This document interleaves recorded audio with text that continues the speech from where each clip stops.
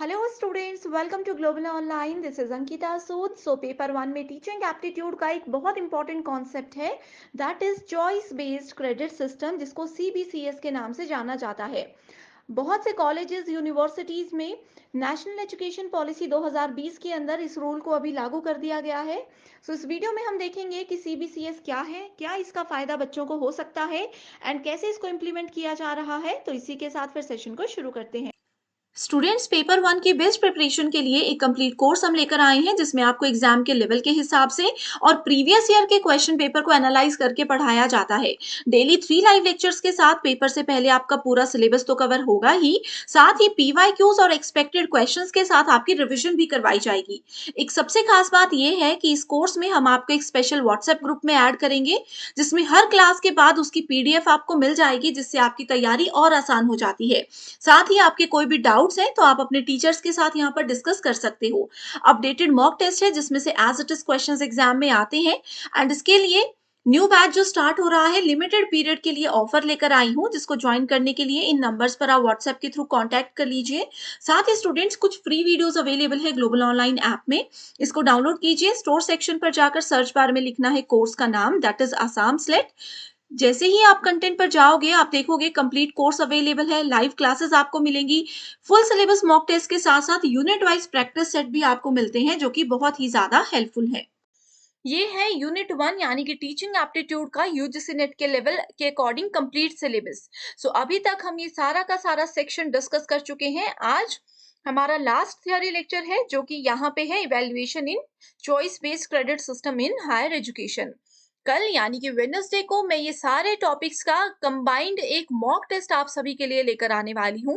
इस mock test को आप लोग जरूर अटेंड कीजिएगा, इससे आपको एक आइडिया हो जाएगा कि आपकी फर्स्ट यूनिट की प्रिपरेशन कैसी हुई। इसमें कि हम बात कर रहे हैं इवैल्यूएशन सिस्टम में चॉइस बेस्ड क्रेडिट सिस्टम की। सो प्रीवियस 2 लेक्चर्स में हमने देखा था कि स्टूडेंट्स को इवैल्यूएट करना कितना इंपॉर्टेंट होता है, कौन कौन सी चीजों का हमें ध्यान रखना होता है। सो उसी का एक सब पार्ट है ये चॉइस बेस्ड क्रेडिट सिस्टम यानी कि सीबीसीएस। ये जो सिस्टम है ये डेवलप किया गया है जनरली हायर एजुकेशन सिस्टम्स के लिए। जो उच्च शिक्षा होती है वहां पे इस मूल्यांकन के तरीकों को यूज किया जाता है। सो देखते हैं इसमें क्या लिखा है। इसमें बोला गया है the choice based credit system is an educational model that offer students to opt for courses and subjects of their choices. ठीक है। सो यहाँ पे स्टूडेंट्स के पास एक बहुत ही अच्छी अपॉर्चुनिटी होती है जिसमें वो अपनी चॉइस के सब्जेक्ट्स को सेलेक्ट कर सकता है। तो यहाँ पे 3 तरह के ऑप्शंस होते हैं हर एक स्टूडेंट के पास। पहला है कोर, दूसरा है इलेक्टिव एंड तीसरा है ओपन और global electives and skill based courses. तो यहाँ पे हिंदी में लिखा है, आप इसको भी यहाँ पे पढ़ सकते हो। ठीक है। सो यहाँ पे ऑप्शन होते हैं, जैसे कि एक एग्जाम्पल मैं आपको बताती हूँ। पहले क्या होता था, अगर मैं नॉन मेडिकल रखती हूँ तो मुझे कौन कौन से 5 सब्जेक्ट्स मिलते थे, physics, chemistry, mathematics, computer and यहाँ पे होता था हमारे पास इंग्लिश। ठीक है। लेकिन अब चॉइस बेस्ड क्रेडिट सिस्टम हर एक स्टूडेंट को ये बोलता है कि आप अपनी चॉइस के सब्जेक्ट्स रख सकते हो। जैसे कि अगर मैं नॉन मेडिकल रखती हूँ तो जो मेन सब्जेक्ट्स हैं जैसे कि फिजिक्स है, केमिस्ट्री है एंड मैथ्स है, ये तो मुझे रखने ही है। इसके अलावा अगर इलेक्टिव सब्जेक्ट में रखना चाहती हूँ, जैसे मान लीजिए मुझे अकाउंट्स भी पढ़ना है एंड मुझे हिस्ट्री भी पढ़ना है, तो मैं ये 2 सब्जेक्ट्स भी चूज कर सकती हूँ। इनके मार्क्स भी ऐड होंगे, इनका जो क्रेडिट होगा, इनका जो स्कोर होगा वो भी हमारे फाइनल रिजल्ट में ऐड होंगे। तो ये है चॉइस बेस्ड क्रेडिट सिस्टम। तो एग्जैक्टली ये कैसे काम करता है, क्या क्या रूल्स ये फॉलो करता है, ये सब चीजें हम यहाँ पे देखेंगे। तो इसमें बोला गया है there is UGC which allow the system of choice based credit system so that students depending on their interest and aims can choose interdisciplinary interdisciplinary and skill based courses। so ये परमिशन किसने दी है, ये rule किसने लाया है, ये लाया है यूजीसी ने, यानी कि यूनिवर्सिटी ग्रांट कमीशन। यूनिवर्सिटी से रिलेटेड जितने भी डिसीजंस होते हैं, जितनी भी पॉलिसीज होती है ना, वो हमेशा यूजीसी ही हैंडल करता है, तो ये भी उन्हीं के अंडर आता है। ठीक है। सो ये जितनी स्टेटमेंट्स हैं इनको नोट कीजिएगा, ये सारी मैंने प्रीवियस ईयर क्वेश्चन से ही ली है। नेक्स्ट इसमें बोला गया है which of the following is indicative of innovations in evaluation system at present. ये क्वेश्चन है प्रीवियस ईयर। तो इसमें देखो इस तरह से पूछा गया था कि which of the following is indicative of innovations in evaluation system at present, यानी कि आजकल के समय में इवैल्यूएशन सिस्टम को इनोवेट बनाने के लिए कौन सा सिस्टम बनाया गया है। सो आपको पता है हम यहाँ पे बात कर रहे हैं चॉइस बेस्ड क्रेडिट सिस्टम के बारे में। नेक्स्ट देखते हैं, अगेन यहाँ पे लिखा गया है the implementation of the system allows for smart and integrated classroom learning possibilities while maintaining educational goals and objectives। सो जो एजुकेशनल गोल्स हैं, जो उसके ऑब्जेक्टिव्स हैं, उनको मेंटेन रखा जा रहा है। ऐसा नहीं है कि यहाँ पे सब गड़बड़ चल रही है कि कोई बच्चा यहाँ पढ़े कोई बच्चा वहां पढ़े, ऐसा नहीं है। प्रॉपर एक शेड्यूल जारी किया जाता है यूनिवर्सिटी में, प्रॉपर वहां पे मेंटेन किया जाता है कि किसी भी स्टूडेंट को कोई भी सब्जेक्ट अगर वो सिलेक्ट करते हैं तो क्लासेस में कोई क्लैश ना हो। Under the CBSE system, students in higher education can choose from a list of prescribed elective core and selective foundation subject. So CBSE system के अंदर भी अभी ये लागू होने वाला है। इसका सबसे अच्छा पॉइंट क्या है, ये एग्जाम में भी पूछा गया था कि इसको यूज करने का एक रीजन क्या है, तो वो ये है कि ये एम्फेसाइज करता है ग्रुप डिस्कशन को, असाइनमेंट्स को, क्लास एक्टिविटीज को एनहांस करता है and internal assessments resulting in a positive learning atmosphere. So ये सारे इसके बेनिफिट्स में भी हम इसको काउंट कर सकते हैं। राइट, सो आई होप यहाँ तक जो हमने बात की है वो आप लोग बिल्कुल क्लियर समझ चुके हो।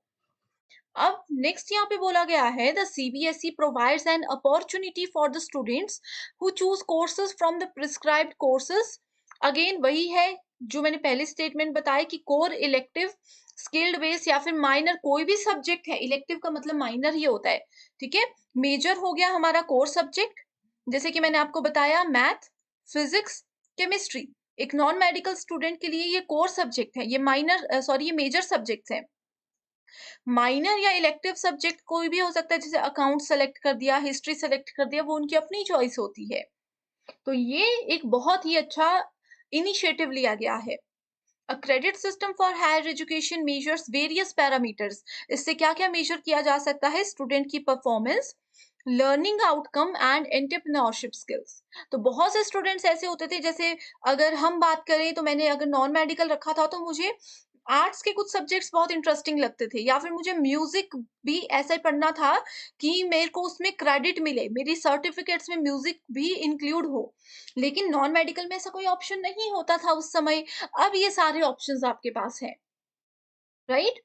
अब बात करते हैं टाइप्स की। सीबीसीएस के, सॉरी, बेसिकली हमारे पास 3 टाइप्स होते हैं, ठीक है। इसके 3 टाइप्स होते हैं, core courses, elective courses, foundation courses.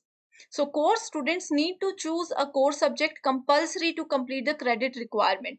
ये मैं आपको बता चुकी हूँ। इलेक्टिव हो गया जो उन्होंने अपनी चॉइस से सेलेक्ट किया था, जैसे कि मैंने आपको अकाउंट्स, म्यूजिक ये सब बताया।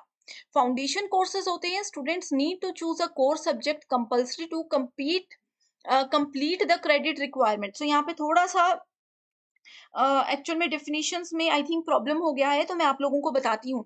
कोर सब्जेक्ट आप लोगों को बिल्कुल क्लियर है, जो सब्जेक्ट चाहिए ही चाहिए नॉन मेडिकल में, जैसे फिजिक्स, केमिस्ट्री, मैथ। इलेक्टिव हो इलेक्टिव हो गया, वहां पे अकाउंट्स ले लिया मैंने, म्यूजिक ले लिया मैंने। एंड फाउंडेशन सब्जेक्ट्स होते हैं, इसको बोला जाता है एबिलिटी एनहांसमेंट कोर्सेज, ठीक है। The foundation courses offer value based subject that lead to knowledge enhancement, जो कि लॉन्ग रन में एक स्टूडेंट को काम आ सकते हैं। जैसे कि मान लीजिए कि मैंने कोई डिजाइनिंग का कोर्स कर लिया, ठीक है, मुझे डिजाइनिंग में इंटरेस्ट था, मुझे चाहे हम फैशन डिजाइनिंग की बात करें, जैसे कि कोई मान लीजिए आर्ट्स का स्टूडेंट है, ठीक है, आर्ट्स में जो भी सब्जेक्ट होते हैं उसके साथ साथ उनको इंटीरियर डिजाइनिंग भी सीखनी थी, उनको फैशन डिजाइनिंग भी सीखनी थी, तो ये सारे आगे फाउंडेशन कोर्सेज। यानी कि यहाँ पे हमें डिफरेंट सब्जेक्ट सेलेक्ट करें, फाइनली जिसमें हमारा ज्यादा इंटरेस्ट होगा हम उसी को आगे लेते हुए अपना फ्यूचर सिक्योर कर सकते हैं। ये इसका मेजर बेनिफिट है। अब यहाँ पे ये जो आपके सामने है ये एक प्रीवियस ईयर क्वेश्चन है। इसमें बात की गई है CBCS provides an opportunity for students to choose courses from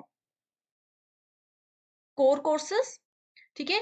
इसमें CBCS provides an opportunity to choose courses from, कहाँ से वो सेलेक्ट कर सकते हैं कोर्सेज, कोर कोर्सेज से, एनवायरमेंटल एजुकेशन से, इलेक्टिव कोर्सेज से, कंप्यूटर कोर्सेज से या फिर एबिलिटी एनहांसमेंट कोर्सेज से।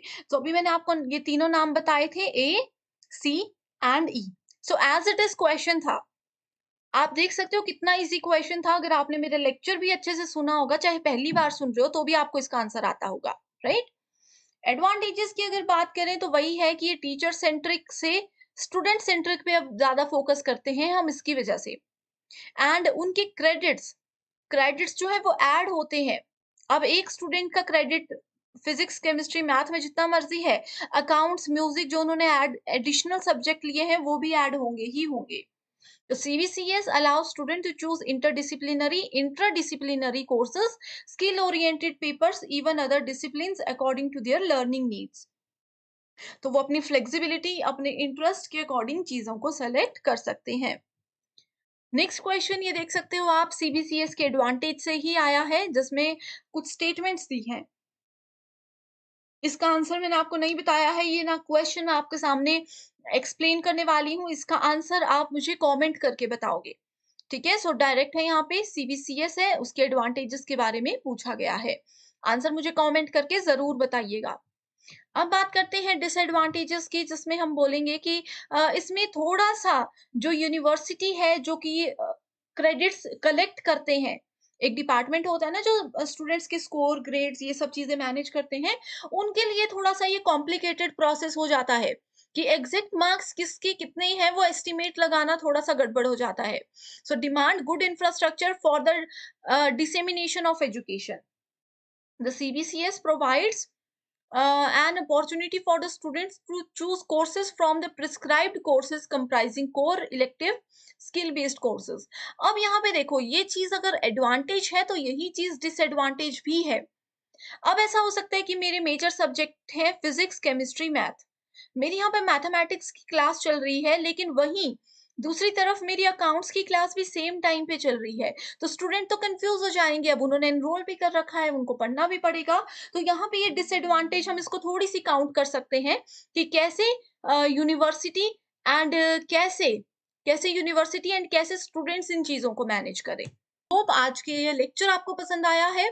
कल शाम को 9 बजे मॉक टेस्ट मैं आपके लिए लेकर आने वाली हूँ। जरूर उस मॉक टेस्ट को आप लोग अटेंड कीजिएगा एंड मुझे बताइएगा कि आपने कितना स्कोर किया।